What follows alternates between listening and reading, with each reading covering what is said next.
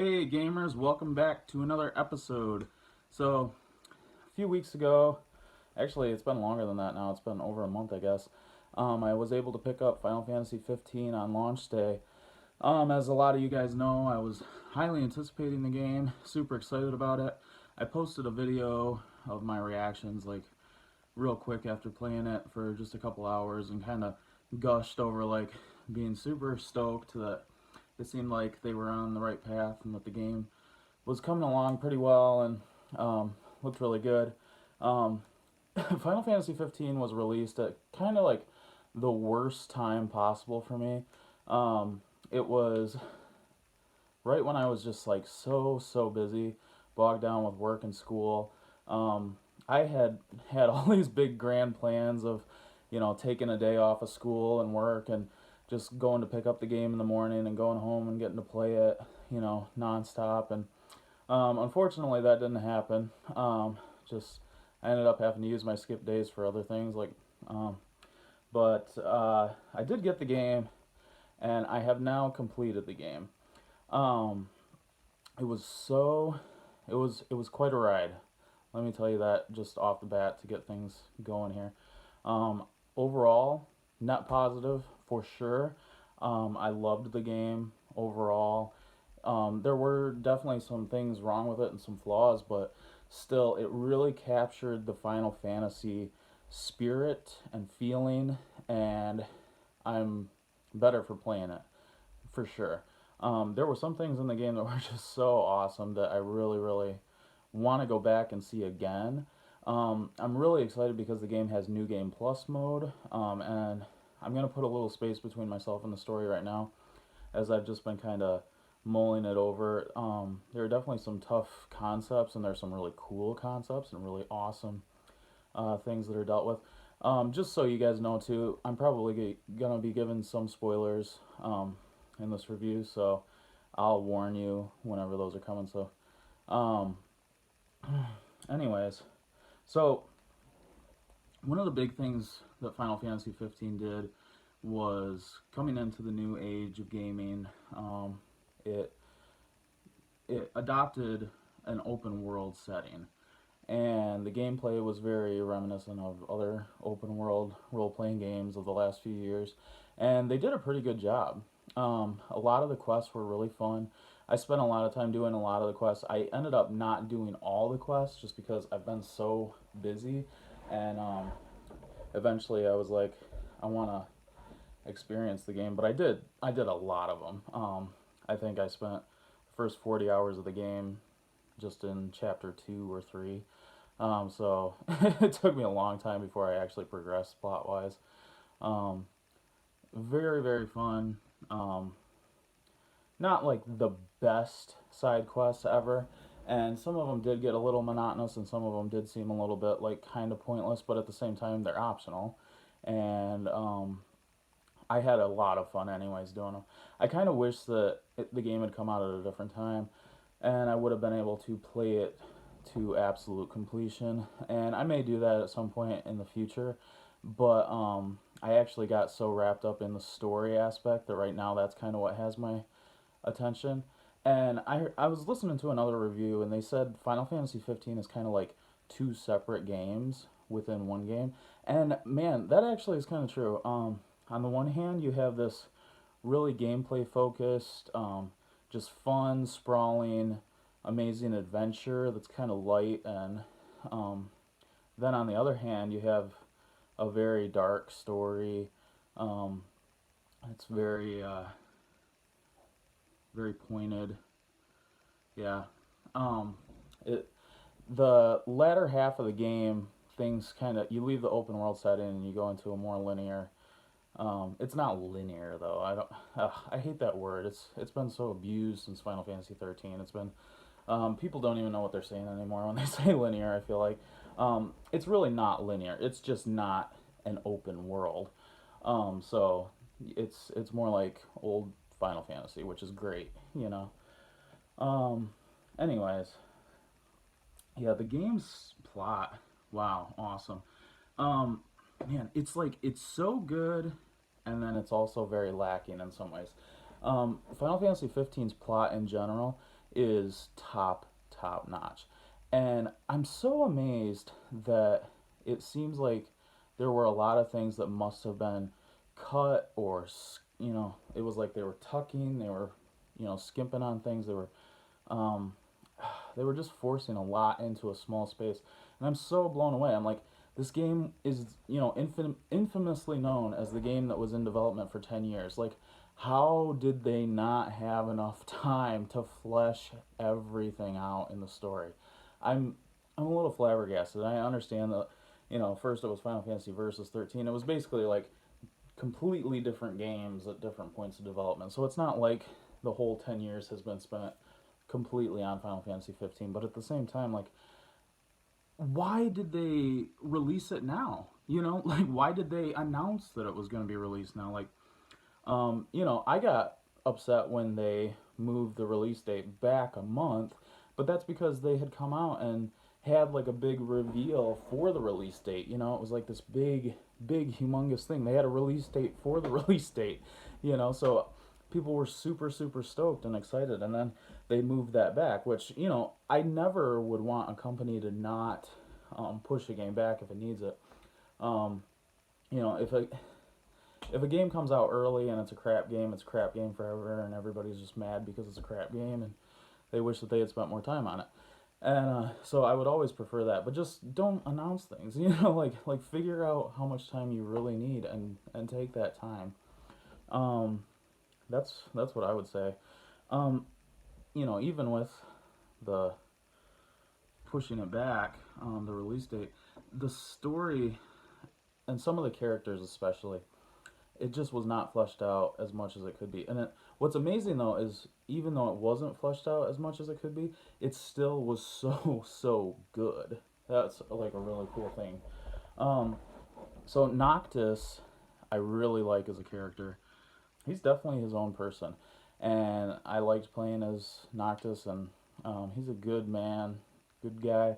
You get to see him come into his role as king, and it's really, he takes quite a journey of growing up, and it's not exactly a role that I would want to have to take, because the cost ends up being the greatest cost possible. Noctis is great. Noctis's friends, Prompto, Gladius, and Ignis, love those guys. You spend enough time with those guys that you really do care about them. You care about the friendship that they've all created. If something were to happen to those guys, like, you really, really would feel it. I cannot say the same for Luna, uh, Ar- Arania, however you say her name. She's like there for a second and, gone. Cindy is a decent character. She's just kind of like a side character. She was fine, no problem there. Um, let's see, who else do we have here? Oh man, the villain is amazing. The villain in this game is top notch. He is a sicko, and his story is traumatic. Um, very tough. They did a good job with him. He plays psychological mind games. He is a manipulator. He Oh man, there's so many allusions to what he's doing that you don't even realize. Um, Playing the game now and going back to watch the movie Kingsglaive, which is the story of Final Fantasy 15 leading up to the beginning of the game. It's like things make a lot more sense. And the end, oh my gosh, like when you go in to fight him, walk into the throne room, this is just like one of those really cool points. And just shows how disgusting and sick this guy is. He's sitting in the throne, Noctis's throne. He's got King Regis's body hanging here, Luna's body hanging here, and Nyx from Kingsglaive also hanging. He's just a sicko. He just wants revenge so badly on Noctis for something that Noctis's family did way in the past, and it's incredible just to see how this all plays out. You really should play the game if you're interested at all in role playing games. If you're a Final Fantasy fan, if you like good stories, man, give it a go. It's great. It's really, really cool. I'm so excited that the game does have the New Game Plus option, because The story isn't even that long. You can kind of blaze right through it, and I'm looking forward to do that. I don't know how long it would take, maybe 20 hours, I'm guessing, if you're all leveled up and you don't have to really fight too hard and everything. So I'll definitely be replaying that quite a bit for that. Luna, so Luna actually dies at one point. She's killed by Arden, the main villain of the game. Another way that he's just screwing with Noctis. You know, he kills Luna right in front of Noctis, and Noctis is helpless to do anything about it. Um, Luna seemed like a great character, and we did get to see her summon Kingsglaive. I don't feel like I knew her well enough to really care. Um, and you never really see her and Noctis interact with each other than some flashbacks of when they were kids. And that's kind of sad to me. I think that Square could have done so much more with that story. It could have been so much more tragic. It could have been so much more beautiful. It could have been a lot more meaningful. But it is what it is, and the friendship aspect between Noctis and his buddies kind of makes up for it. So um, overall, great game. I loved it. Oh man, let me get to the gameplay. So at first on the gameplay, I was definitely like a little bit apprehensive about the battling. I was not looking forward to learning an entirely new battle system, but it really flows well. I have to say, like, it's awesome. It's great. It's fun. It is really fun to play. I went into it not wanting to like it because I kind of wanted it to be, old school Final Fantasy, but it's good. It's great and it's fun, and they did a really good job with it. Props to Square Enix there. You guys are great. That was not an easy thing to pull off, so very cool. The open world, I know I've talked about it a little bit, but it's the most beautiful open world I've ever seen in a game, and I'm super excited that I got to play that. It's just gorgeous. It's so freaking gorgeous. It's amazing. There are three ways that you can get around the world. You can just run on foot. You can get a chocobo, which is really awesome. Just another way that they just stayed so true to Final Fantasy. The chocobos have never been better in my life. So much freedom, can do so much with them. It's just great. The other thing is the car, which um, at first I didn't like it because you can't really drive it. Like, there's an auto drive option where Ignis just drives. Like, you put the point and you travel there, and if you've traveled to a point before, you can just you can fast travel if you want to, or you can just kind of sit back. The world is so beautiful that you kind of, at least for me, I enjoyed the time when they would be driving automatically, and I would just kind of like spin the camera around, and you can actually buy Final Fantasy soundtracks from the old games. And I had so much fun listening to Final Fantasy VIII's soundtrack while I'm driving around this open world. I listen to all the soundtracks, but Final Fantasy VIII, I realized, really hits me hard, for very surprisingly to me. I didn't even realize that until I was playing this game, and that was the soundtrack that I kept going back to. Also, Final Fantasy 13's. Those two, I think I bounced between the most. So that was really cool. Um, Again, it just gives it that cohesive feeling of, oh yes, this is Final Fantasy. This is the game that I've been waiting for so long. A new version of the series that I'm so in love with. So really cool. Let's see, gameplay wise, otherwise, there's some really good dungeons, really good boss fights. The summons are amazing, like so freaking cool. The one gripe that I have is that you don't see them very often because they only show up basically in battle when you're really at bad health. So you can either let yourself get there. I didn't even realize this until after the game. I was listening to somebody else talk about it, and I was like, oh, that's why I saw like two summons, throughout the game. But yeah, so they're still so amazing and they're so powerful and they just like wreck the entire battlefield that they're awesome. Yeah, it's totally worth it. This game should be played. It should be fully enjoyed. It should be fully experienced. There's a lot of good here, and it's just unfortunate that the story wasn't completely fleshed out. The story though is still good enough, and there's enough there that I'm still thinking about it. That it did have a profound impact on me. The last 10 hours were like intense. It was just really, really good. And I could see them maybe potentially fleshing it out some more in some other way. I would love that. That would be awesome. So, anyways, guys, I just wanted to give some of my feelings about the game after playing it. I was so bummed too. Like, my playing of this game was kind of choppy. I played it hard for about a week, and then I had to put it down for 2 weeks, didn't get to touch it. That was kind of sad. Then I got to pick it up again, like for a couple hours. Um, it's just been holidays and having people over, and work and school has just left me with almost no time at all. And it was just horrible because it was like Final Fantasy 15 just came out, and yeah, it doesn't matter. So finally, I'm so glad that I was finally able to play through. It took me 50 some hours, I think like 55 hours to complete the game.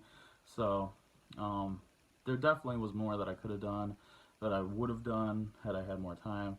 But I own the game, and it's a game that, just like every other Final Fantasy that I've played, I will undoubtedly replay multiple times and enjoy completely. So, alright, guys, I hope you enjoyed this. If you haven't played it, I highly recommend playing it. And yeah, if you have played it, let me know what you think. Did you enjoy it? What did you think of Arden? I would love to hear some people's thoughts on Arden.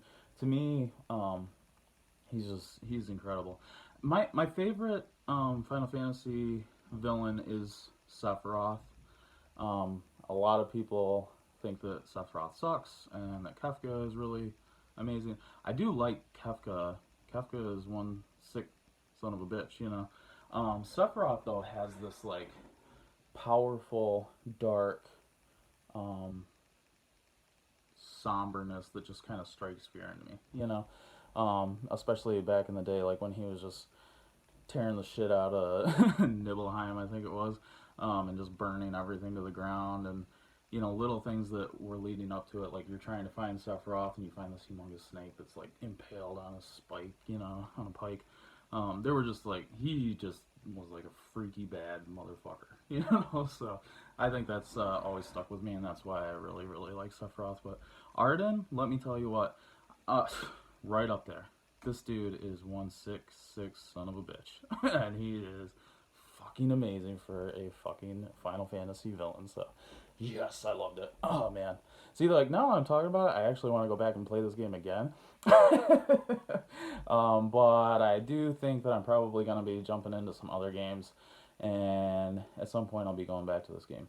I only have about a month left of school, massage therapy school, so pretty soon I'm gonna have more time on my hands as I'm moving into picking up actual clients and moving out of school, moving out of tests and late nights studying and all that fun. So, anyways, I'll stop rambling here about meaningless, non gaming related things. And, alright, hope you guys enjoyed this. Peace out. Talk to you later.